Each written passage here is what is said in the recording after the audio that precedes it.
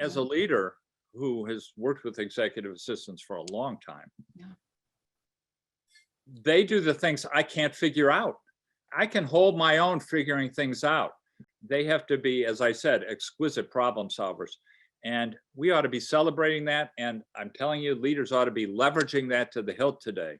Many leaders are so overwhelmed by the change and not really leveraging the capacity of their assistants to help them lead the enterprise. I think that challenges the organization to reimagine the role of the assistant, Absolutely. the title of the assistant, and the compensation of the assistant.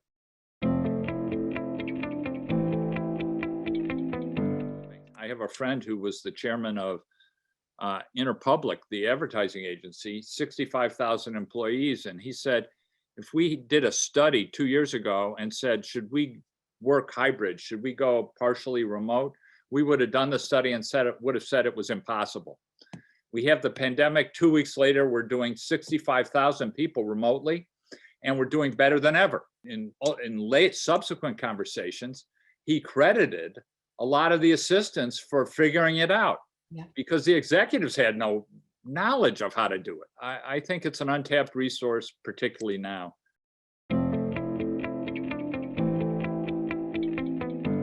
The leaders that will survive and thrive in this next world will have greater EQ and will be better at managing relationships. So if you're one of the leaders on the line, if you want to survive and thrive, you got to build that EQ muscle. You've got to build that relationship building muscle. And the best place to start is with your assistant. Yeah. And the assistant will help you do it. Yeah. That's the thing. Do what they say. That's great at. It's so easy.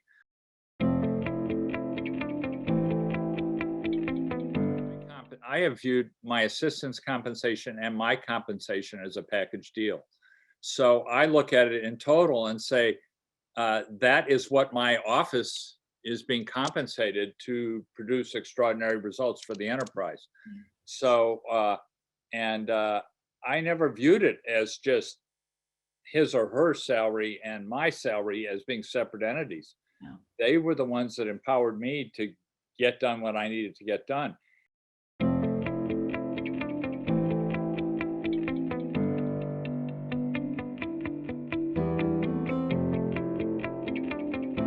Bonnie and Monique did a phenomenal job. At these sessions, you usually want to take away one item. I took away 3. One is I'm definitely going to have meetings with my executive assistant, Nicole, 10 minutes every day to update each other, what's happening, priorities. I'll make sure I never stay above the 7th floor in a hotel ever again because of the fire department ladder. Never knew that.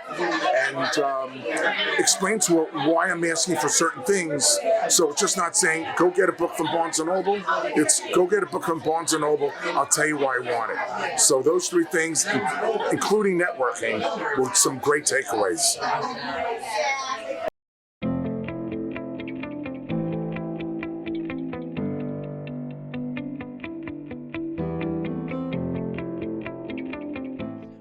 The overwhelming majority of the executives that I've worked with say they could not get their jobs done without that person. In fact, it's a part of the job. And people used to think that when you say you need an EA, it's proof that you've made it. No, it's the only way you're going to make it.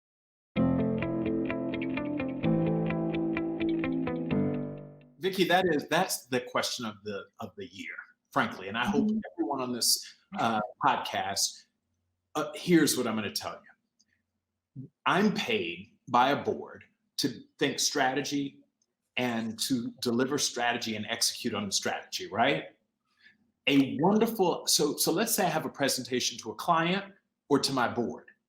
I need to be able to turn to my executive assistant and say, here are my ideas. Can you frame this up for me?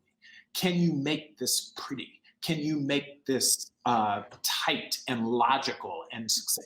This is your value. Now imagine how I feel when I walk out of that board meeting or out of that client meeting and I snag a big deal or my board gives us, approval on something.